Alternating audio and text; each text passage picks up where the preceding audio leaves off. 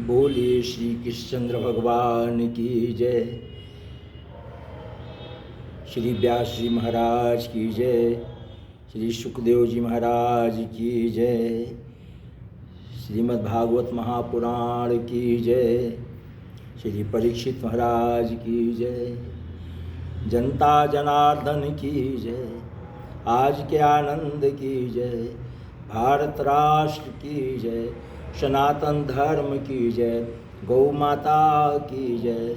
जय जय श्री राधे।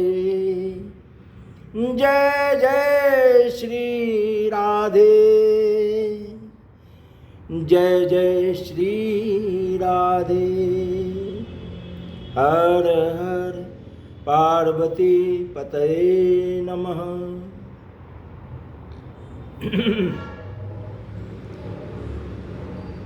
आज पंचम दिवस की यह श्रीमद् भागवत की आनंदमयी कथा जो श्री सुखदेव जी के द्वारा महाराज परीक्षित को हरिद्वार में आनंद नामक तट पर यह मोक्षदायिनी कथा श्रवण कराई जा रही है।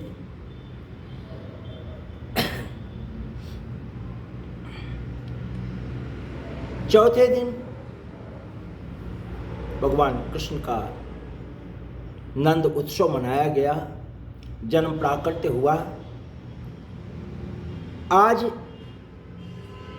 पांचवें दिन भगवान श्री हरि श्री कृष्ण जिनके बारे में कहा गया है कि सच्चिदानंद रूपाय विश्वोत्पत्त्यादि हेतवे तापत्रय विनाशाय श्री कृष्णाय वयम नमः। अर्थात साक्षात परमपिता परमेश्वर अखंड कोटि ब्रह्मांड का नायक कौन है? भगवान श्री कृष्ण है। कौन है? भगवान श्री कृष्ण है। आज तो आप चारों लोग हो भाई, थोड़ा बहुत है ना, ठीक है। कथा जितने देर जो बैठे हैं ध्यान से सुनिएगा। और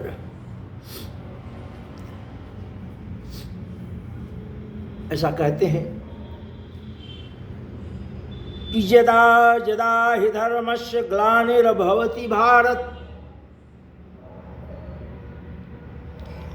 यदा यदा हि धर्मस्य ग्लानिर्भवति भारत, अभ्युत्थानम् अधर्मस्य तदात्मानं सृजाम्यहम्, परित्राणाय साधूनां विनाशाय च दुष्कृतां, धर्म संस्थापनार्थाय संभवामि युगे युगे। जब जब होई धर्म की हानि और बाढ़ई असुर होए अभिमानी। जब जब होई धर्म की हानि और बाढ़ई असुर होए अभिमानी, तब तब धारी प्रभु विविधि शरीरा। क्या कहा गया है कि भगवान के बारे में वर्णन है, उस अखंड कोटि ब्रह्मांड के नायक के बारे में वर्णन है कि वो कण कण में व्याप्त है। कितने जन्म हुए, कितने अवतार उसने लिए, इसका कोई निश्चित वर्णन नहीं। शास्त्रकारों ने मुख्यतः 24 अवतारों का वर्णन कर दिया, लेकिन जब जब जिसने भी आर्तभाव से करुण क्रंदन करते हुए भगवान श्री हरि कृष्ण को पुकारा है, तब तब उस जीव आत्मा की मदद करने के लिए हमारे ठाकुर जी बिना विलंब किए तत्काल उपस्थित होकर के और उसके कष्टों का निवारण किया है। बोले श्री कृष्ण भगवान की। तो जब जब हो ही धर्म की हानि और बाढ़ई असुर होई अभिमानी, तब तब धरि प्रभु विविधि शरीरा, हरहि दयानिधि सज्जन पीरा, हरहि दयानिधि सज्जन पीरा।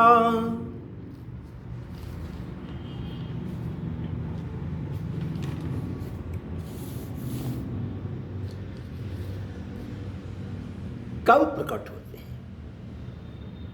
प्रेम से प्रकट हो भगवान, अर्थात भगवान से प्रेम करोगे तो ठाकुर जी की अति कृपा आपको प्राप्त होगी।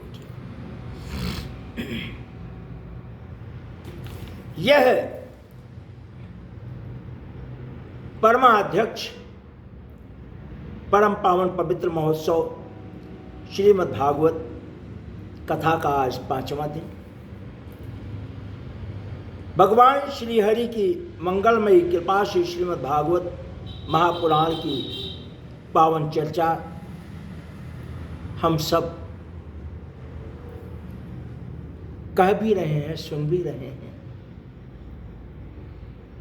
तो यह पवित्र महोत्सव अपनी पूर्णता की तरफ अग्रसर हो रहा है, अर्थात आज 5वां दिन हो गया। कथा में पधारे जो जहां बैठे हैं और इस कथा को श्रवण कर रहे हैं, चाहे वो बंधुजन हो, पुरुषजन, चाहे वो श्रद्धामयी माताएं बहनें हों, चाहे बाल गोपाल हों, जो जहां भी श्रवण कर रहे हैं उन पर श्री हरि की कृपा प्राप्त हो। भगवान नारायण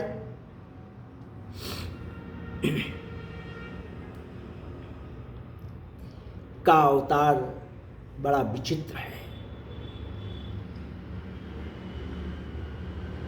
देवकी और वसुदेव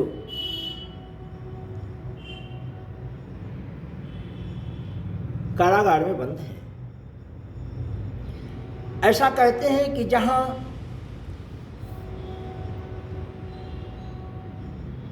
कोई भी बस नहीं चलता ईश्वर का, अंधकार ही अंधकार दिखाई पड़ता है, वो उस अंधकार में ही प्रकाश की उत्पत्ति हो जाती है।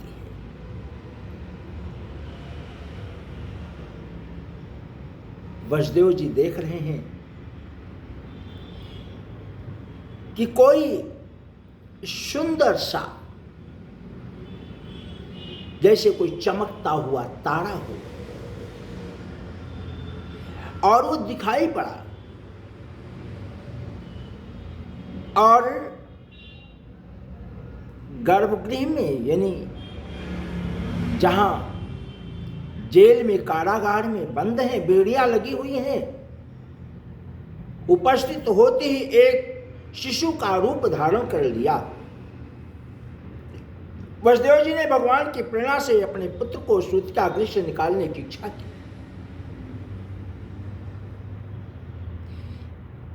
कैसे यह बात इच्छा हुई, मन में आई?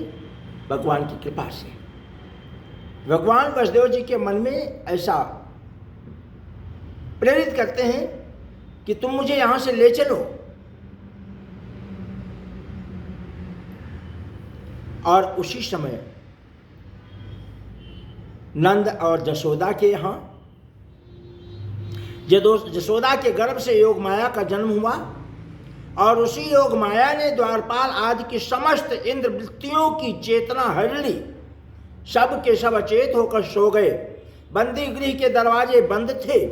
वसुदेव जी भगवान श्री कृष्ण को जो ही गोद में लेकर उनके निकट पहुंचे, सब दरवाजे आप से आप खुल गए, और उस समय बादल धीरे धीरे गरज कर जल की फुहारें छोड़ रहे थे।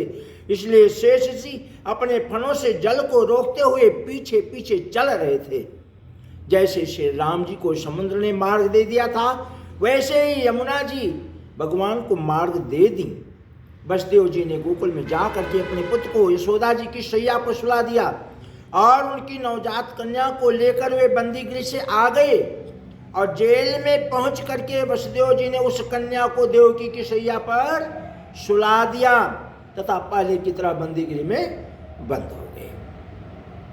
यही भगवान की परम लीला कि बेड़ियों में जकड़े हुए थे, पहरेदार लगे हुए थे, 7 तालों के अंदर बंद थे कारागार में, और ठाकुर जी की कृपा होते ही सब पहरेदार सो गए, सारी बेड़ियां अपने आप खुल गई, जेल के दरवाजे खुल गए और प्रभु श्री हरि को माथे पर रख करके ले जा करके नंद और जसोदा के यहाँ सुला करके और योग माया को लेकर के वापस आ गए।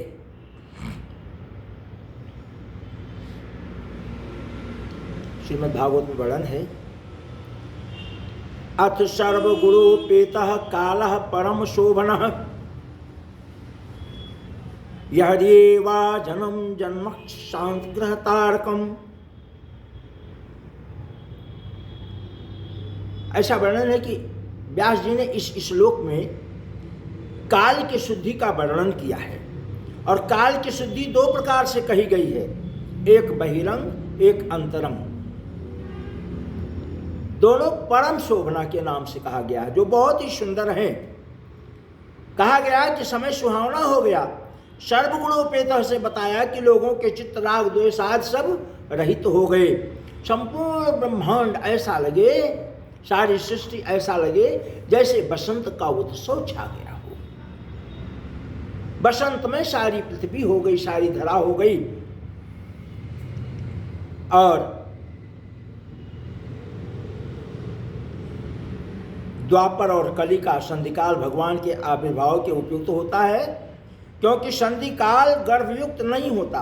भगवान का आविर्भाव हमारे हृदय में तब होता है कि जब हम उसकी आराधना चित्तवृत्ति निर्विषय होकर के करते हैं। सर्वगुणोपेतः काला, इसमें कृष्ण पक्ष, शुक्ल पक्ष एवं रात्रि और दिन का विचार नहीं होता है, अर्थात ठाकुर जी इस भूलोक में कभी भी प्रकट हो सकते हैं।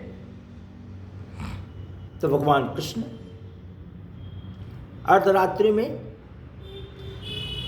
वसुदेव और देवकी के कारागार में, कंस के कारागार में वसुदेव देवकी के यहाँ प्रकट हुए, और दिन के 12 बजे रघुवंशमणि श्री राम महाराज दशरथ के राजमहल में जन्म लिए। और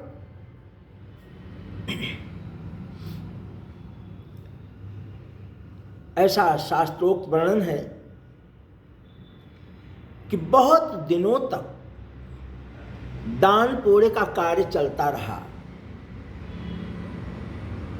योग माया जिसको ला करके वसुदेव जी ने देवकी के गोद में सुला दिया था कारागार में, प्रातःकालीन योग माया के लिए दौड़ा दौड़ा कंस आया, उसे सूचना दी गई।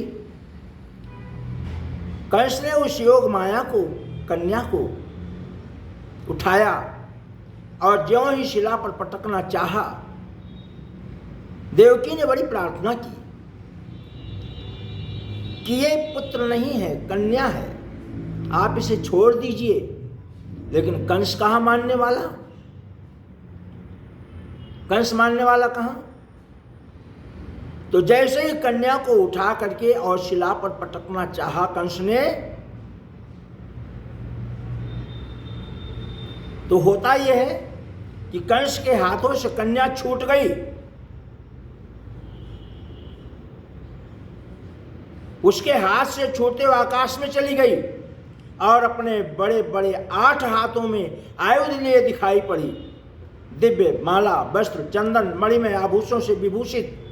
उसके हाथों में धनुष, त्रिशूल, बाण, ढाल, तलवार, शंख, चक्र और गदा। सिद्ध चारण आदि उनकी स्तुति कर रहे थे। और उसी समय देवी ने कंस से कहा, अरे मूर्ख, तुझे मारने वाला तो धरा पर प्रकट हो चुका है। मुझे मारने से तुझे क्या मिलेगा? तेरे पूर्व जन्म का शत्रु तुझे मारने के लिए किसी स्थान पर पैदा हो चुका है। अब तू व्यर्थ निर्दोष बालकों की हत्या ना कर। ये आकाशवाणी करी और वो कन्या गायब हो गई। देवी की इस बात को सुनकर के कंस को असीम आश्चर्य हुआ उसने उसी समय देवकी और वसुदेव को कैद से छोड़ दिया और बड़ी नम्रता से उनसे क्षमा मांगी। जिन्हें भगवान के दर्शन हो जाते हैं उन देवकी वसुदेव के दर्शन का यही फल प्राप्त होता है कि पापी कंस के हृदय में विनय, उदारता आदि सद्गुणों का उदय हो गया। पर दुष्ट मंत्रियों के बीच में जाते ही वह ज्यों का त्यों हो गया। पुनः उसकी भावना पलट गई और उसने वापस बंदी बना दिया।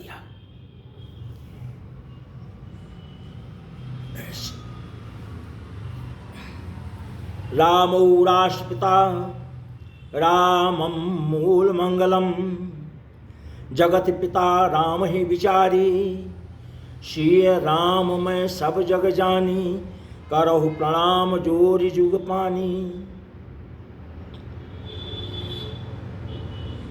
जगत का पिता संसार में प्रकट हो गया। भगवान कृष्ण के माता पिता वसुदेव देवकी, दूसरे नंद और यशोदा। इस कथा को श्रवण करके संसार रूपी भव को पार किया जा सकता है।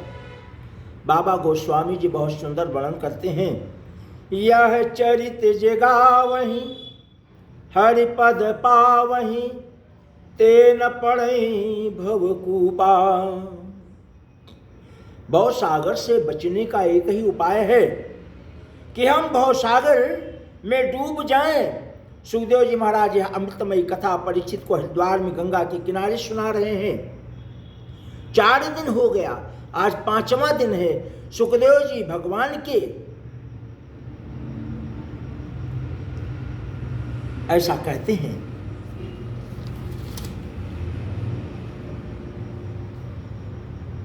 कि भगवान की कथा को सुना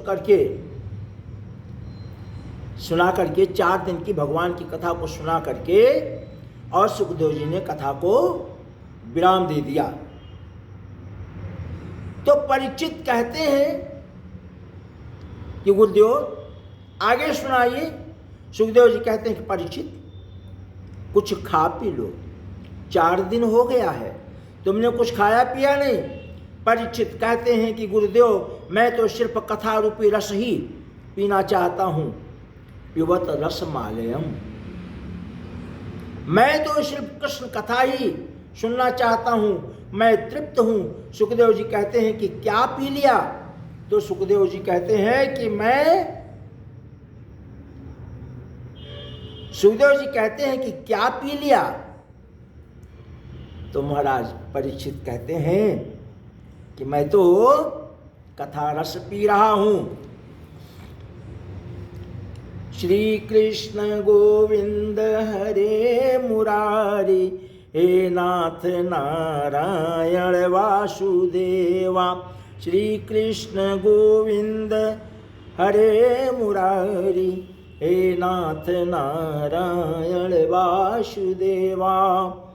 हे नाथ नारायण वासुदेवा, हे नाथ नारायण वासुदेवा। श्री कृष्ण गोविंद हरे मुरारी, हे नाथ नारायण वासुदेवा। सुखदेव जी कहते हैं परीक्षित तुम कथा रस पी रहे हो। देखो कोई चीज झूठी हो जाए तो कोई उसे उपयोग नहीं करता, पर यह अमृतमयी श्रीमद् भागवत की कथा सुख मुखाद अमृत कथा। यह कथा जितनी बार बोली जाए उतनी बार झूठी होती है, क्योंकि यह मुख से बोली जाती है। हे राजन, तुम्हारी बुद्धि सम्यक व्यवस्थित हो गई है। बुद्धि निश्चयात्मिका हो जाए तो मानव का जीवन सफल हो जाता है, यही शास्त्र कहते हैं।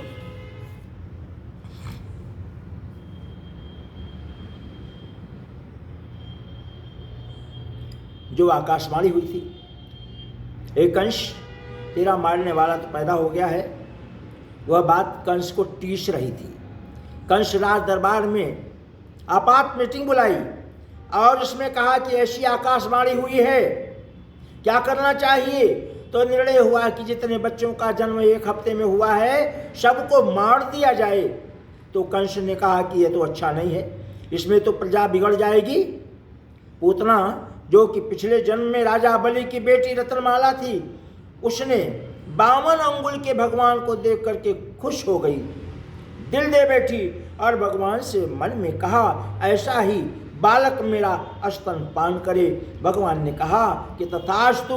आज वही रत्नमाला राजा बलि की बेटी जो पूतना के रूप में कंस के दरबार में उपस्थित है, और उसने कहा भैया कंस, यह सब करने की जरूरत नहीं है, मैं अकेले काफी हूं। तो कंस ने कहा कि जा पूतना, तेरा भी उद्धार हो जाए। कंसेन प्रहिता घोरा पूतना बाल घातिनी, शिशुंचार निघ्नति पुरग्राम ब्रजादिषु। पूतना का एक काम बच्चों को मारना, और कोई काम नहीं था। वो सिर्फ एक काम करती थी, बाल ग्रहास्त्र बिचंती शिशून। पूतना बालकों के लिए ग्रह के समान थी। वह इधर उधर ढूंढती हुई बाबा नंद के घर में घुस गई। तस्मिन् अस्त्रम दुर्जेर वीर मलगणम घोरोंकमादाय शिशो ददावत। गाढ़ं कराम्यहं भगवान प्रपीड्य तत् प्राणै समः शेषमन्वितो पिबत। बाबा नंदराय के घर में घुस गई और जोर से आवाज लगाई, ओ जशोदा, तेरे तो लालो प्राप्त हुए, पर तैने तो मुझे बताई नहीं। जशोदा मैया कहती हैं कि तुम कौन हो। और देखिए विचित्र बात कि जब जशोदा के यानी बाबा नंदराय के राजमहल में प्रवेश करने लगी तो उसके पहले बहुत सुंदर स्वरूप बना लिया। राक्षसी थी ना, वेश बदलना जानती थी, ऐसा लगे जैसे साक्षात लक्ष्मी जी उपस्थित हो गई। बड़ा सुंदर स्वरूप, इसलिए किसी ने रोका भी नहीं। अब जशोदा से जाकर के चिल्ला करके कहती है कि अरे तेरे तो लालो हुए, तूने मुझे बताया भी नहीं। तो मैया जशोदा कहती है कि मैं तो तुझे जानती भी नहीं हूं, पहचानती भी नहीं हूं। तो क्या बोली, अरे तू मुझे नहीं पहचानती पर मैं तुझे पहचानती हूं। मैं तेरे मौसी के मौसी की मौसी की मौसी हूं। तुझे नहीं पता पर मुझे पता है, मैं तुझे पहचानती हूं। ऐसा कहते हैं कि 4 वेद 6 शास्त्र में बात लिखी है 2, और दुख देने दुख होत हैं और सुख देने सुख होए। दुख देने दुख होत हैं और सुख देने सुख होए। आप जिस भी रूप में भगवान को मान लीजिए, आपका उद्धार होना ही होना है। कुब्जा में काम है, श्याम सुंदर ने उसका भी उद्धार किया। शिशुपाल में द्वेष है, भगवान ने उस पर भी बड़ी कृपा करी। पौंड्रिक का उद्धार किया। जिस भाव में परमात्मा को भजेंगे वो आपको हर भाव में मिलेंगे। यही तो ईश्वर की कृपा है, उसकी महिमा की कृपा यही है, उसकी महिमा यही है कि आप उसे जिस भी भाव में भज रहे हैं उस भाव में आकर के वो आपका उद्धार करेगा, आपका कल्याण करेगा। बाल ग्रह अस्त्र विचंतंती शिशून। पूतना बालकों के लिए ग्रह के समान थी। वो इधर उधर बालकों को ढूंढती हुई नंद बाबा के घर में घुस गई। भगवान ने विचार किया कि मेरे कारण ब्रज के अन्य बालकों पर संकट आए तो अच्छा नहीं है, तो भगवान ने ऐसा कुछ किया कि उसे कोई बच्चे नहीं मिले, और कृष्ण के द्वारा वो चलते चलते चलते चलते भगवान की महिमा से भगवान कृष्ण के घर में ही उपस्थित हो गई, बाबा नंदराय के घर में ही पहुंच गई।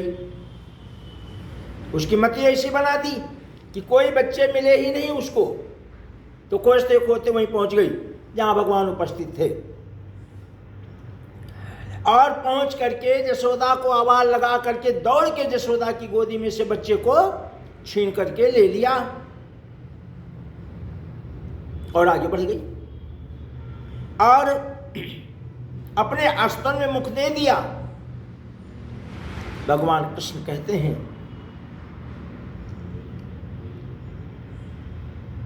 हे बाबा भोलेनाथ, मैं तो दूध और मक्खन और छाछ का प्रयोग करने वाला, और आप तो साक्षात नीलकंठ हैं, आपका नाम ही नीलकंठ पड़ गया है, तो आप उपस्थित होइए और जो विष है इस विष को आप ग्रहण कीजिए।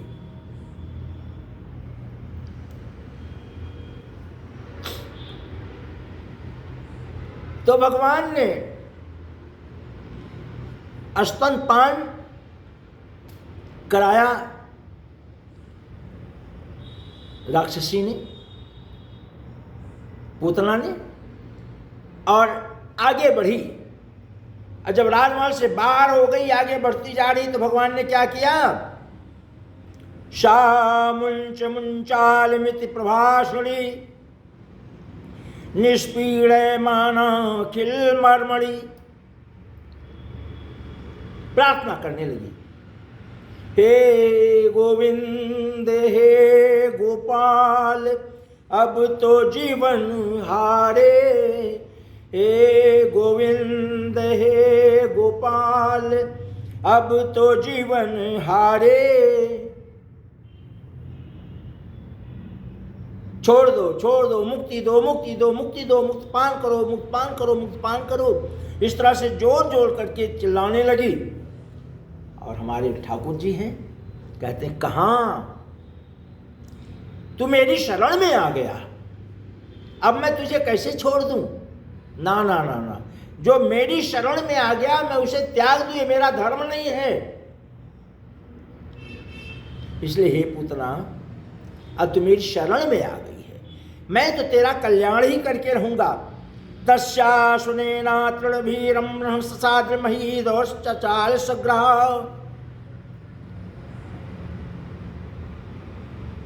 सातों पाताल और दिशाएं गूंज उठी, सातों पाताल और दिशाएं गूंज उठी। ऐसा कहते हैं, रामचरितमानस में वर्णन है कि स्वई पावन स्वई सुभग शरीरा, अजो तन पाई जपत रघुबीरा।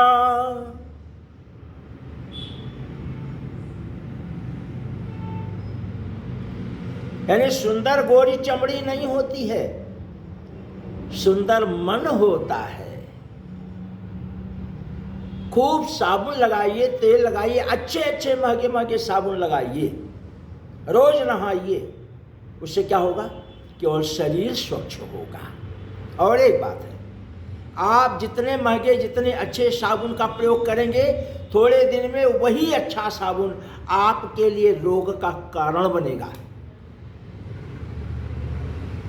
आपके लिए रोग का कारण बनेगा। तो साबुन लगा करके स्नान करने से या बिना साबुन के भी स्नान करने से, जल से स्नान करने से शरीर की शुद्धि होती है, मन की शुद्धि नहीं होती है। मन की शुद्धि तो तभी होगी कि जो तन पाई जपत रघुबीरा, यानी राम नाम धन जाके होई सोई धनवंता होई। मन की शुद्धि तब होगी, और जब मन की शुद्धि होगी तो ठाकुर जी की अति कृपा आपको प्राप्त होगी।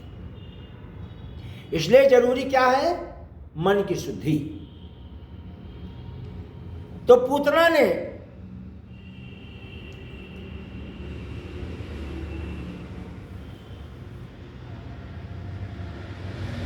भगवान को स्तनपान करा रही है और भगवान ने उसके स्तन को अपने मुख में दोनों होठों के नीचे दबाया जोर से और चिल्लाने लगी, पूतना मोक्ष दो, मोक्ष दो, मोक्ष दो, छोड़ दो, छोड़ दो, छोड़ दो। और भागते जा रही है।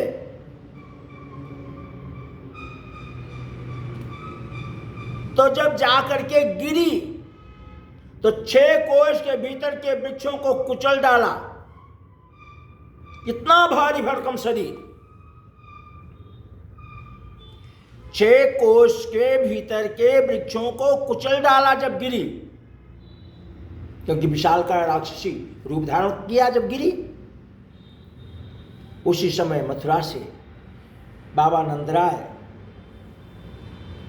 क्या हुआ कि भगवान कृष्ण के जन्म उत्सव के मनाने में, यानी जिसको हम आप नंद उत्सव के बारे में नंद उत्सव बोलते हैं, वो मनाने में समय निकल गया, कई दिन निकल गए, तो कंस के यहां कर देने नहीं जा पाए। तो अब उत्सव समाप्त हुआ जब, तो बाबा नंदराय जी ने अपने सामंतों को, कुछ सामंतों को लेकर के कंस का कर देने के लिए मथुरा गए और यहां कुछ सामंतों से कहा, भाई तुम देखभाल करना यहां। और इसी बीच में ये घटना घट गई। तो घटना जब घट गई और बाबा मथुरा जाकर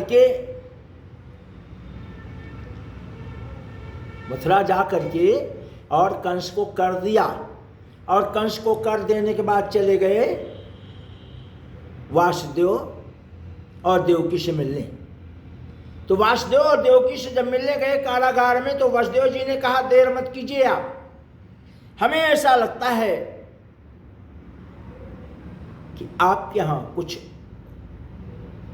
अनहित तो हो गया, इसलिए आप जल्दी उपस्थित होइए, वहां जल्दी जाइए। तो बाबा नंदराय विचार करते हैं कि ये वासुदेव जी हैं, इनके मुख से झूठ नहीं निकल सकता, इसलिए तत्काल चल पड़े। और जब यहां निकट आया तो जब देखा तो बड़े आश्चर्य में पड़ गए। पूतना के शरीर के छोटे छोटे टुकड़े करके अग्नि संस्कार किया गया। सुखदेव जी ऐसा कहते हैं। और सुखदेव जी कहते हैं कि राजन, या तु धान्य पिशा स्वर्मत्वा जननी गतिम, जो मां को गति प्राप्त होती है, भगवान ने पूतना को वह गति दी, अर्थात कल्याण कर दिया, उद्धार कर दिया पूतना का। पूतना जल रही है, भगवान श्री कृष्ण के हाथों से मोक्ष हो गया। भगवान कृष्ण के हाथों से मोक्ष हो गया।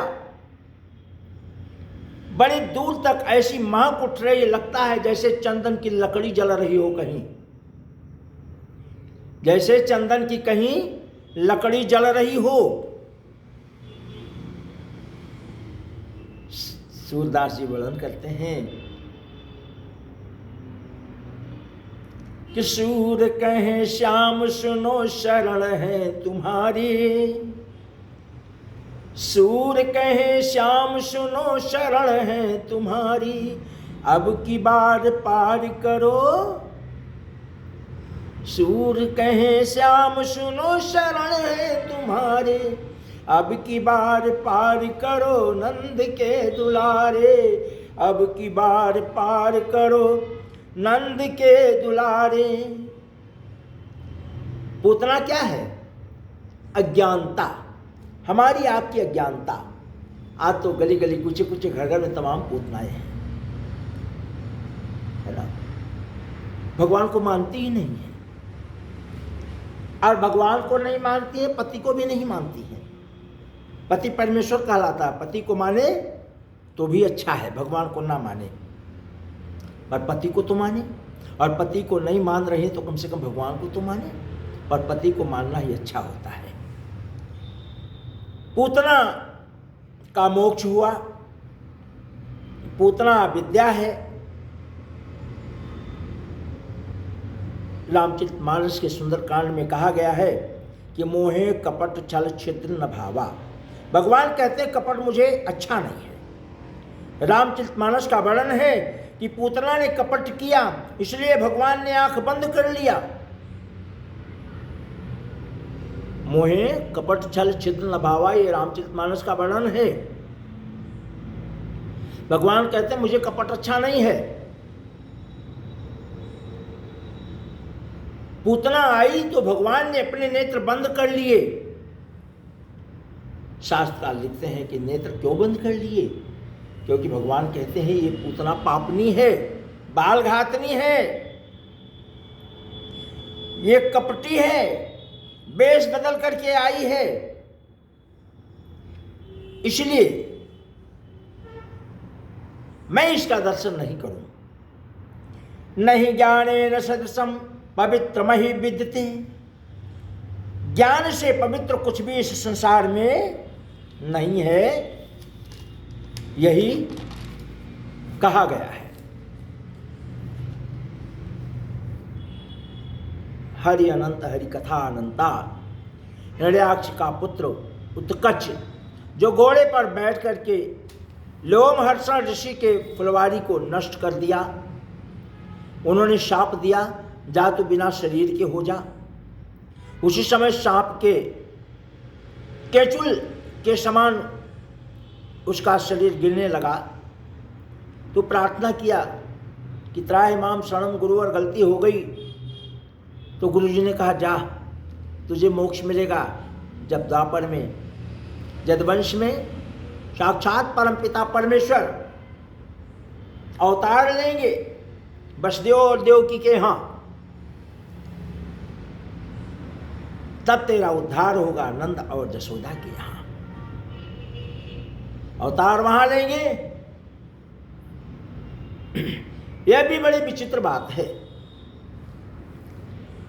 भगवान की प्रार्थना करके मांगते समय बड़े बड़े लोग विचलित हो गए। जैसे पूर्व जन्म में वसुदेव और देवकी ने तपस्या किया तो कहा प्रभु ऐसा नहीं मांगा कि आप हमारे यहाँ अवतार लेकर के जन्म लेकर के और हमारे यहाँ बाली लीला करें और पहले बढ़ें, और ऐसा ही वर्णन देवकी और वो जशोदा और नंद ने भी किया कि आप हमारे यहाँ बाल लीला करें। तो बाल लीला संपन्न होते ही 11.5 साल के बाद निकल गए मथुरा की तरफ। तो भगवान की प्रार्थना करते हैं जब, तो मांगते हैं तो मांगने में भी थोड़ा सा ध्यान देना चाहिए।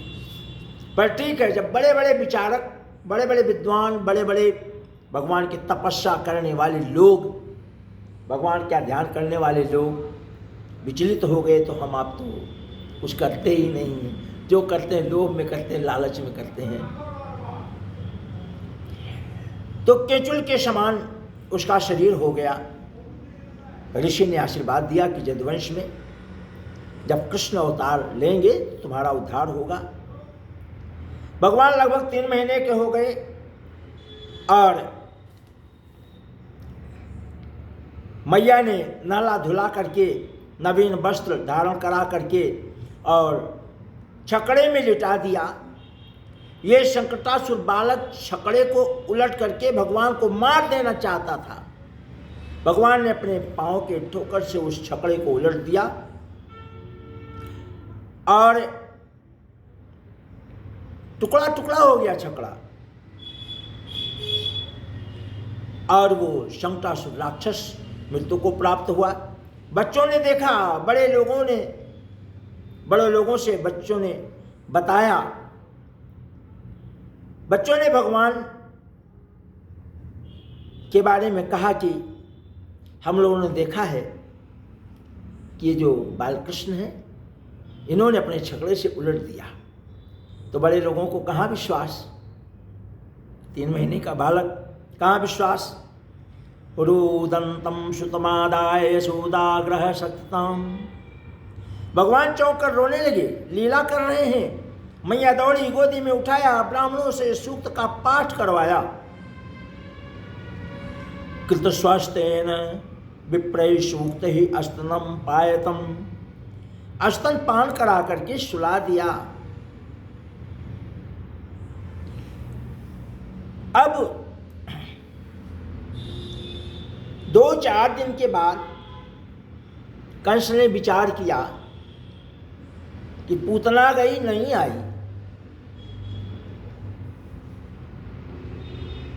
शंक्रासुर नहीं आया। अब तृणावर्त यानी बवंडर, आंधी, तृणावर्त अपना स्वरूप आंधी के रूप में बदल लेता था। मैया यशोदा भगवान कृष्ण को गोदी में लेकर के बाहर टहल रही थी और इतने में तृणावर्त पहुंचा और खूब तेजी से आंधी तूफान के रूप में धूलों को उड़ाते हुए बढ़ा। तो भगवान ने देखा है तो बड़ा गड़बड़ हो रहा है, तो अपने और मैया यशोदा भगवान को लेकर भागने लगी अंदर। इतने में क्या किया भगवान ने, अपना वजन बढ़ा लिया, चट्टान की तरह हो गए और मैया विवश होकर के बढ़ नहीं सकी, वहीं उतार करके कृष्ण को और भागी। और जैसे मैया ने कृष्ण को वहां उतार करके और महल में प्रवेश किया, तत्काल कृष्ण ने अपना हल्का सा स्वरूप ले लिया और तृणावर्त के आंधी में उड़ गए। और तृणावर्त की आंधी में जब उड़ गए तो उड़ते उड़ते बहुत ऊपर तक चले गए और फिर तृणावर्त को पकड़ा, कहा आ जाओ भैया, तेरा भी समय आया है। किसी जन्म में तूने भी पूर्ण किया था कि राक्षसी वृत्ति में आकर के मेरे ही हाथों तेरा कल्याण हो, तो आज मैं तेरा भी उद्धार कर देता हूं।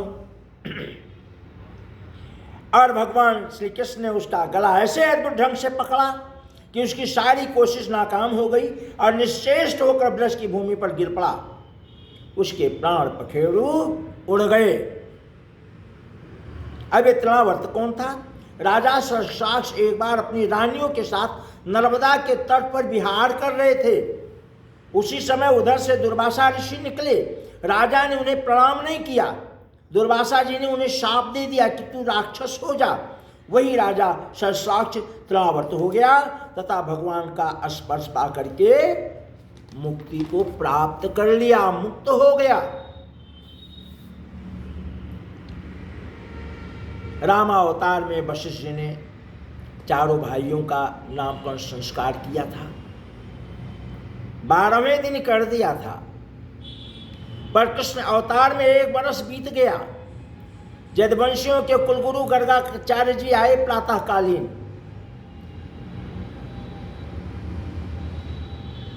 और जब कोई ब्राह्मण, जिसे आप जानते हो, और बिना बुलाए आपके दरवाजे पर आ जाए तो आपको समझ लेना चाहिए कि हमारा कल्याण ही कल्याण है। तो यदुवंशियों के गुरु गर्गाचार्य जी उपस्थित हुए प्रातःकालीन, बिल्कुल भोर में, और कहा कि, तो बाबा नंदलाल जी ने आदर सत्कार किया और कहा कि गुरुवर 1 साल हो गया, नामकरण संस्कार हुआ नहीं, तो हम नामकरण संस्कार करना चाहिए। तो गर्गाचार्य जी ने कहा कि देखो, नामकरण संस्कार तो इनका होगा गौशाला में, किसी को बुलाना नहीं है और कंस को तो किसी भी कीमत पे बताना नहीं है।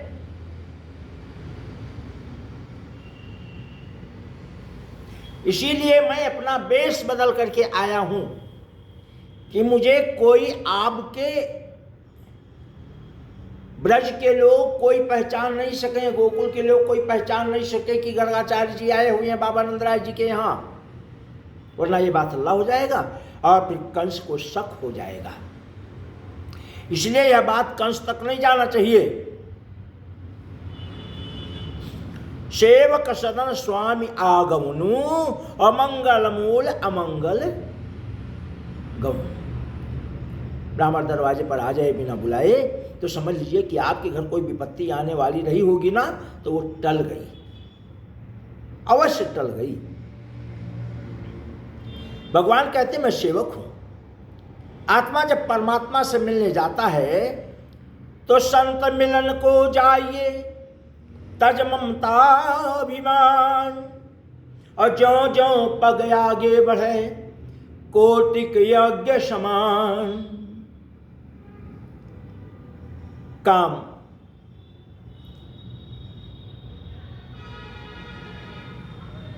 भगवान कृष्ण का नामकरण संस्कार गौशाला में हुआ और चुपके से हुआ। इतने बड़े ब्रह्मांड को चलाने वाले, दैहिक दैविक भौतिक ताप को मिटाने वाले साक्षात परम कृष्ण का आज नामकरण संस्कार हो रहा है, वो भी चुपके से हो रहा है। यही तो लीला है भगवान की। इसीलिए भगवान की लीलाओं को, भगवान की क्रियाओं को अद्भुत कहते हैं। नामकरण संस्कार गौशाला में चुपके से हुआ, और जब नामकरण संस्कार हुआ तो गर्गाचार्य जी महाराज कहते हैं, जो कुल गुरु हैं, कि इनके नाम अनेक अनूपा, मैं नृप कहब स्वमति अनुरूपा। जो आनंद सिंधु सुख राशि, शी करते त्रैलोक सुपाशी। जो आनंद सिंधु सुख राशि, शी करते त्रैलोक सुपाशी। सो सुख धाम राम असनामा, अखिल लोक दायक विश्रामा। बाबा नंदराय यह बालक पहले भी कई बार अवतार ले चुका है, पहले भी कई बार ये बालक अवतार ले चुका है। इसका जन्म नहीं होता है, पर आपकी समझ से ये जन्म लिया है आपके यहाँ नहीं। पहले भी कई बार ये अवतार ले चुका है। यह बालक बड़ा ही भाग्यशाली है, इसकी रक्षा करना। जो सबकी रक्षा करता है उसकी रक्षा सत्य करता है। इसलिए सनातन धर्म की व्यवस्था है कि हमारे द्वारा किसी भी को किसी भी तरह से कोई नुकसान नहीं हो, किसी के मन को, किसी की आत्मा को, किसी के शरीर को किसी तरह का कोई कष्ट नहीं प्राप्त हो। यही हमारे सनातन धर्म का विचार है। गर्ग पुरोहितो राजन यदूनाम सुमहात्मा, ब्रजम जगाम नंदस्य वसुदेवस्य प्रचोदितः। तं दृष्ट्वा परम प्रीति प्रत्युत्थाय कृतांजलि, आनिश्चिदोक्षजघिया प्रणता पुरः शरम्। और गर्गाचार्य जी कहते हैं कि नंद जी यह रोहिणी का पुत्र है, इसलिए इसका नाम होगा रोहिणी। इसका दूसरा नाम होगा राम, तथा लोग इसे कहेंगे बलराम। क्यों बलराम कहेंगे? क्योंकि संकर्षण के द्वारा ये आया है। और ये जो सांवला है, सलोना है, यह प्रत्येक युग में शरीर ग्रहण करता है। पिछले युगों में इसने क्रमशः श्वेत, रक्त, पीत, ये 3 विभिन्न रंग स्वीकार किए हैं, और अब की बार यह कृष्ण वर्ण स्वीकार किया है, इसलिए इसका नाम श्री कृष्ण होगा। नंद जी, तुम्हारा पुत्र पहले कभी वसुदेव के घर में भी पैदा हुआ था, इसलिए इस रहस्य को जानने वाले लोग इसे श्रीमान वासुदेव भी कहेंगे। और तुम्हारे इस पुत्र के और भी बहुत जन्म हुए हैं। यह तुम लोगों का परम कल्याण करेगा, तथा इसकी सहायता से तुम बड़ी बड़ी विपत्तियों को भी बड़ी सुगमता से पार कर जाओगे। हे बाबा नंदराय जी, सुखदेव जी कहते हैं कि चाहे जिस दृष्टि से देखें, गुण में, संपत्ति और सौंदर्य में, कीर्ति और प्रभाव में, हे नंद जी, यह तुम्हारा बालक साक्षात भगवान नारायण के समान है। श्री सुखदेव जी कहते हैं, परीक्षित, इस प्रकार नंद बाबा को भली बात समझा करके आदेश दे करके गर्गाचार्य जी अपने आश्रम को लौट गए और कुछ ही दिनों में राम और श्याम घुटनों और हाथों के बल बकैया चल चलकर गोकुल में खेलने लगे। और जब ये कुछ और बड़े हो गए तब ब्रज में घर के बाहर ऐसी ऐसी लीलाएं करने लगे जिन्हें गोपियां देखती ही रह जाती थी। और जब घर से बाहर निकले दोनों भैया राम और बलराम तो कौन मिले?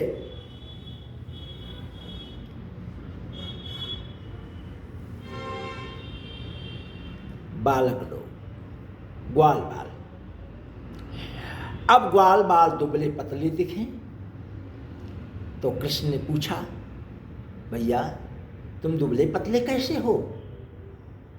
तो बालकों ने कहा कि हमारे माता पिता सारा दूध छाछ दही जो कुछ भी है कंस के यहाँ दे करके आ जाते हैं, हमको कुछ खाने को ही नहीं मिलता है, तो इसलिए फिर हमारा शरीर तो दुबला पतला ही रहेगा। भगवान ने कहा, अच्छा तो ऐसा करो, एक चोर मंडली बनाते हैं और उस चोर मंडली के अध्यक्ष हम बनेंगे।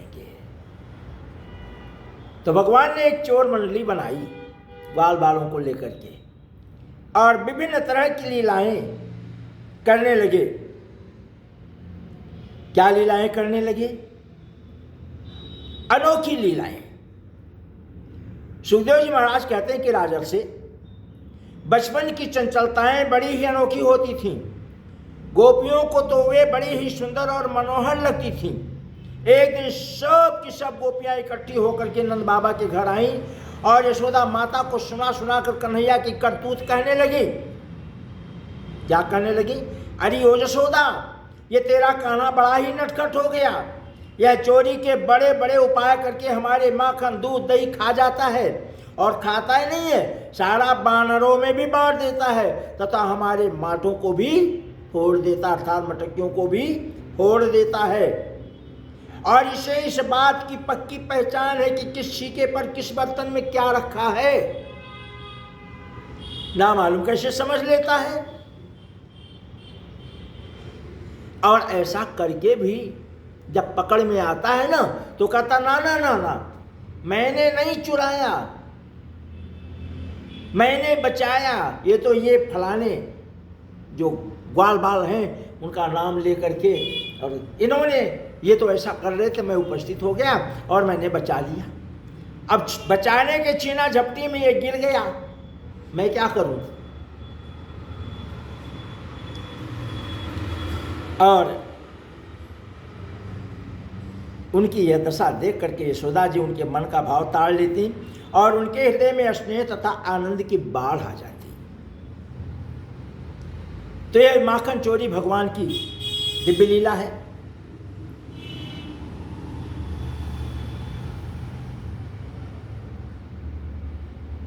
चोरी, माखन चोरी के बारे में वर्णन है कि भगवान जिनका मन पवित्र है, जिनका मन पवित्र है, उन्हीं के मन को भगवान चुरा लेते हैं।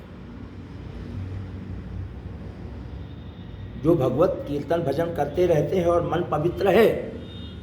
भगवत भजन कीर्तन करने में भी एक बात है कि मन में राम बगल में छोरी, ऐसा नहीं, भाव से, सच्चे हृदय से, सबके साथ सच्चा प्रेम करने से जो भाव पैदा होता है वही भाव भगवान को प्रिय है। और ऐसे ही लोगों के मन को, जिनका मन निर्मल हो जाता है, उनके मन को भगवान चुरा लेते हैं और फिर उन पर अति कृपा करते हैं, उनका कल्याण करते हैं, उनका उद्धार करते हैं। सुखदेव जी कहते हैं कि श्याम सुंदर श्री कृष्ण ग्वाल बालों के साथ खेल रहे थे। ग्वाल बालों ने आकर माँ यशोदा जी से कहा, अरे मैया, तेरे कन्हैया ने तो माटी खाई, भगवान श्री कृष्ण ने कहा, मैया मैंने मिट्टी नहीं खाई, ये सब झूठ बोल रहे हैं। यदि तुम्हें मेरा विश्वास नहीं तो मेरा मुंह खोल करके देख लो। माता के कहने से भगवान ने अपना मुंह खोल दिया, और जब भगवान ने अपना मुंह खोला तो यशोदा मैया ने क्या देखा? चर अचर संपूर्ण जगत भगवान के मुख में विद्यमान है, और वे सोचने लगी यह कोई स्वप्न है या भगवान की माया।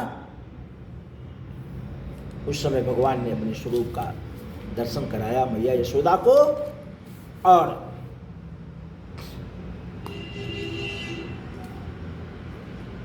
यशोदा सोचती है कि मैं तो बूढ़ी हो गई हूं, कहीं मुझे ये जो पत्थर पहाड़ दिखाई पड़ रहा है ये ऐसा नहीं है। ठाकुर जी क्या करते हैं? कंस के द्वारा भेजे गए खिलौनों का उद्धार करते हैं। भगवान ने सृष्टि की रचना की, किस लिए? अपने खेलने के लिए। ये सब भगवान के खेलने वाले जीव हैं। अद्भुत लीला है भगवान की। सृष्टि का कोई प्रयोजन नहीं। सृष्टि भगवान बनाते क्यों हैं? कोई रो रहा, कोई हंस रहा, कोई भूखो मर रहा, कोई कुछ। अनंत ब्रह्मांड की रचना क्यों की? क्या जरूरत थी? इसको करने से भगवान को क्या मिला? इस तरह से बहुत सारे प्रश्न। तो कहते हैं कि अगर सच्ची बात पूछी जाए तो वेदांत की दृष्टि से देखा जाए तो भगवान ये अनंत सृष्टि की रचना केवल इसलिए करते हैं अपने खेलने के लिए। लोकवल्य लीला केवलम।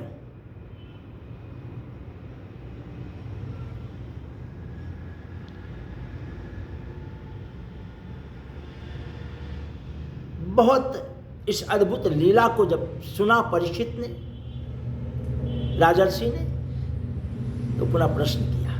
क्या प्रश्न किया? परीक्षित ने पूछा कि ये नंद और यशोदा कौन है? तो परीक्षित के पूछने पर सुखदेव जी कहते हैं कि परीक्षित, नंद बाबा पूर्व जन्म में द्रोण नाम के वसु थे और उनकी पत्नी का नाम था धारा। ये ही अपनी पत्नी के साथ ब्रज में पैदा हुए। ब्रह्मा जी की बात सत्य करने के लिए भगवान श्री कृष्ण बलराम जी के साथ ब्रज में रहकर समस्त ब्रजवासियों को अपनी बाल लीला से आनंदित करने लगे।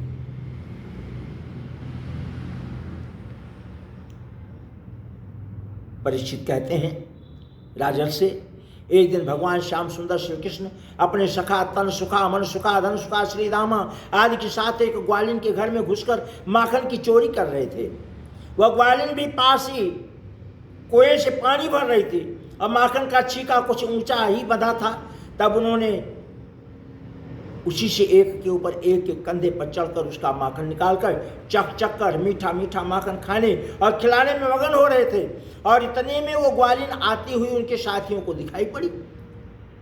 तब वे तो चुपचाप वहां से निकल भागे और उस ग्वालिन ने श्री कृष्ण को पकड़ लिया। कहने लगी, अरे नंद के लाला, अब तू कहाँ जाएगो? चल आज मैं यशोदा जी से तेरी शिकायत करूंगी। यह कह के वह ग्वालिन श्याम सुंदर जी के कोमल हाथ पकड़ के नंद भवन की ओर चली जा रही थी। घूंघट तो उसने डाल ही रखा था। रास्ते में भगवान कृष्ण का एक सखा मिला। उसने इशारे से श्री कृष्ण से पूछा, लाला क्या बात है? और ये ग्वालिन तो ये कहाँ ले जा रही है? तब श्री कृष्ण ने उससे कहा, भैया ये ग्वालिन मेरा विवाह कराना चाहती है और मैं भी नन्हा सा बच्चा हूँ। अब तू ही बता कि मैं क्या करूँ? वह सखा बोला, अरे लाला या में ऐसी कौन सी बात है? तेरा मन अभी नहीं है तो मैं विवाह कराए लेऊंगा। श्री कृष्ण ने उस ग्वालिन से कहा, मेरी प्यारी गोपी देख, मेरी कलाई अब दुखने लगी है, सो तू मेरे दूसरे हाथ को पकड़ ले। यह कह के उन्होंने अपने सखा का हाथ एवं उसी के देवर का हाथ उस ग्वालिन को पकड़ा दिया और आप उससे पहले ही माता की गोदी में जाकर स्तनपान करने लगे। और जब ग्वालिन पहुंची तो ग्वालिन ने जोर से आवाज लगाई, ओ यशोदा मैया, तू रोज कहती थी ना कि मेरा बेटा चोर नहीं है, आज मैं तेरे बेटे को, तेरे कन्हैया को रंगे हाथ पकड़ कर खिलाई हूं। ये देखो तो यशोदा मैया लगी मुस्कुराने। भला ऐसी परिस्थिति का मनन कीजिए, कितना आनंदमय होगा वह दृश्य कि जब भगवान कृष्ण गोदी में विराजमान है और भगवान कृष्ण को गोपी पकड़ करके ला रही है, जानकर कि मैंने कृष्ण के हाथ को पकड़ा है, और कृष्ण ने उसके देवर का हाथ पकड़ा दिया। और गोपी आकर के जब शिकायत करती है, लो मैया ये तुम्हारा कन्हैया है, मैं पकड़ करके लाई हूँ, आज इसने माखन चोरी किया, मैंने माखन चोरी करते इसको पकड़ा है। ऐसे दृश्य को जरा ध्यान से विचार कीजिए, कितना मन प्रसन्न हो जाता है भगवान की लीलाओं को सुन करके। मैया यशोदा मुस्कुराती हैं और कहती, मेरी प्यारी गोपी तू जरा घूंघट उठा और घूंघट उठा करके देख कि तू मेरे लाल के रंगे हाथ पकड़ के लाई है। देख घूंघट उठा करके।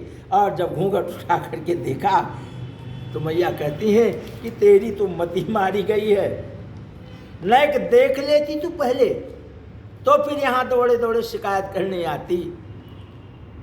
तो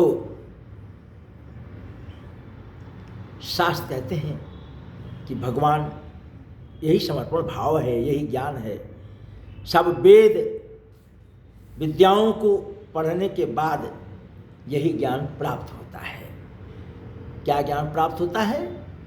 कि भगवान अखंड कोटि ब्रह्मांड के नायक हैं और उनकी लीलाएं अपरंपार हैं। उनकी लीलाओं को सुनना चाहिए, उसमें खोट नहीं निकालना चाहिए। क्या क्या ऐसा भी कर सकते हैं? नहीं नहीं, भगवान कुछ भी कर सकता है, कुछ भी कर सकता है। उसके बारे में हमें कुछ सोचना नहीं चाहिए। शास्त्र कहते हैं कि भगवान की इच्छा में अपनी इच्छा मिला देना ही समर्पण है।